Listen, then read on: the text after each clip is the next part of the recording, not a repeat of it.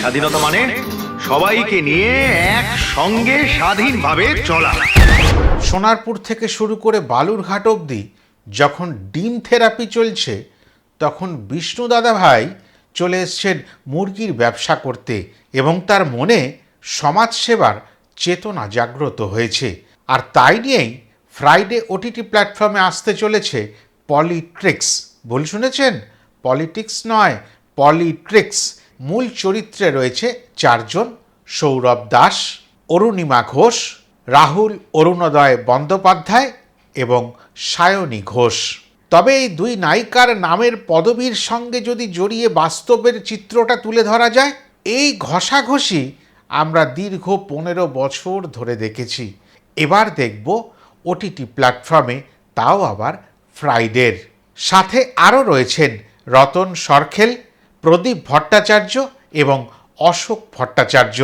এটি একটি socio political drama, যার মধ্যে কমেডিও পাবেন। সৌরভ দাসকে ঘিরেই গল্প মূলত, এবং তার চরিত্রের নাম বিষ্ণু, যার ব্যবসা ওই মুরগির। আর ওই বিষ্ণুর ভালোবাসার মানুষ সুলোচনা, সেই চরিত্রেই অভিনয় করেছেন অরুণিমা ঘোষ। অপরদিকে রাহুল অরুণোদয় ব্যানার্জি, সম্ভবত তার এটাই শেষ ওয়েব সিরিজ, তাকে দেখতে পাবো পিনাকি চরিত্রে। আর এই গল্পের সূচনা হচ্ছে বালুরঘাটে অগ্রণী বাজার থেকে, যেই ব্যবসায়ী সমিতির প্রত্যেকটি সদস্যের কাছের মানুষ হয়ে উঠেছিলেন এই চিকেন বিষ্ণু, এবং ওই নামেই সে পরিচিত ছিল। তাতে তার কাছের মানুষের কোনো অসুবিধা হতো না, বরঞ্চ অরুণিমা বা সুলোচনার মুখ থেকে যে সংলাপগুলি আমরা টিজার বা ট্রেলারে শুনতে পাচ্ছি, সেগুলো কিন্তু বিভীষিকাময়। এক একটা সময় মনে হচ্ছে গিলেমেটে এক করে দেবে। আর এই ধরনের সংলাপের প্রক্ষেপণ যখন সুলোচনার মতন নারীর মুখ থেকে বেরিয়ে আসে, তখন বোঝা যায় এমন কিছু আমাদের জন্য অপেক্ষা করছে, যেটা 26শে জুনের পর থেকে জ্বালিয়ে রেখে দেবে। তবে রাহুল অরুণোদয় বন্দ্যোপাধ্যায়কে আবারও যখন দেখতে পাবো স্বমহিমায়, তখন আলাদা ভালো লাগা কাজ করবে। যেহেতু এখানে রাহুল অরুণোদয় বন্দ্যোপাধ্যায় অভিনয় করেছেন, সেই জায়গা থেকে পরিষ্কার যে এটি 29শে মার্চের আগের সব শুটিংয়ের গল্প। আর সেই সময় সায়নী ঘোষ রাজনীতির চরম অলিন্দে তিনি থেকে এই যে ওয়েব সিরিজখানি করেছেন, এবং তাতে তাকেও যেসব সংলাপ বলতে দেখা যাচ্ছে, সেখানে কতগুলো জিনিস তো সন্দেহ হচ্ছে, প্রশ্ন উঠে আসছে, আর পাশাপাশি দেখার ইচ্ছাও বেড়ে যাচ্ছে। পাশাপাশি প্রদীপ ভট্টাচার্যের মতন অভিনেতাও রয়েছেন, যার ঠোঁটে একটি লোকগীতিও আমরা পাচ্ছি।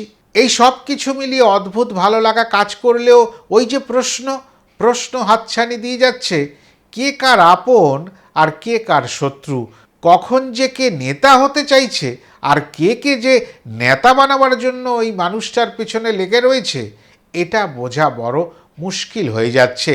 পাশাপাশি যেহেতু কমেডির গুঁতোও রয়েছে, এই সিরিজটি মানুষের মন জয় করবে এতটা আশা করাই যেতে পারে। তবে আরও দু একখানি কথা আছে। যদি মাপ না বুঝতে পারেন, ফট করে মুরগির অর্ডার করবেন না, না হলে কিন্তু উল্টোপাল্টা সংলাপ আপনার ওপরেও প্রক্ষেপিত হতে পারে। কেননা যে কোনো বিষয়কে সমঝে চলা ভালো, না হলে হিচকি খেতে পারেন। তবে রাজনীতির অলিন্দে যতই সমাজসেবক হিসেবে নিজেকে প্রকাশ করতে চান, বিধায়কের একটা টিকিট পেতে চান, মনে রাখবেন এই রাজনীতির ময়দান কিন্তু বড় পাকে ভরা। তবে স্বপ্ন দেখতে বাধা নেই, কেন নাম তার সুলোচনা। তার ওই সুন্দর চোখে অনেক স্বপ্ন।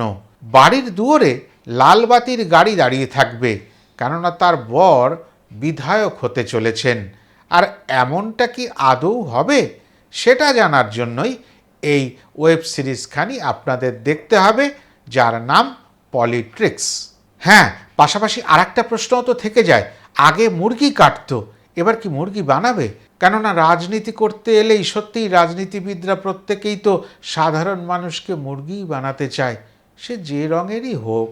কিন্তু সমস্যা ট্রেলারে একটা দেখানো হয়েছে, আসন্ন বিধানসভা নির্বাচনে পশ্চিমবঙ্গের ক্ষমতাশীল দল আগের সব প্রার্থীদেরই বহাল রাখছে, নতুন কোনো প্রার্থীকে এবার দাঁড় করানো হবে না। তার মানে বিষ্ণুর কপালে দুর্গতি। তবে বিষ্ণুর কপালে দুর্গতির সাথে সাথে বিষ্ণুর ছবিতে কেন মালা, এটা জানতে গেলেও আপনাদের এই ওয়েব সিরিজখানি দেখতে হবে। এখানেই কি বিষ্ণুর স্বপ্ন থেমে যাবে, নাকি বিষ্ণুর স্বপ্ন সুলোচনা বয়ে নিয়ে যাবে? এই প্রশ্ন নিয়েই পাক পাক পাক পাক করতে করতেই এই ট্রেলারখানি শেষ হয়েছে। টিজারটাও সেরকমই গতিবিধি দেখিয়েছে। আর এতটাই রইল আজকের ভিডিওখানি ভালো লাগলে লাইক, কমেন্ট, শেয়ার করে দেবেন। আর যদি চ্যানেলটা সাবস্ক্রাইব করা না থাকে চট করে সাবস্ক্রাইব করে নেবেন। যারা ফেসবুক পেজে এই ভিডিওখানি দেখছেন তারা পেজটি ফলো করে আমার পাশে থাকবেন। ভালো থাকবেন। আবার নতুন ভিডিও নিয়ে আপনাদের সঙ্গে দেখা হবে। নমস্কার। গ্রিন ডায়েরি সাবস্ক্রাইব করতে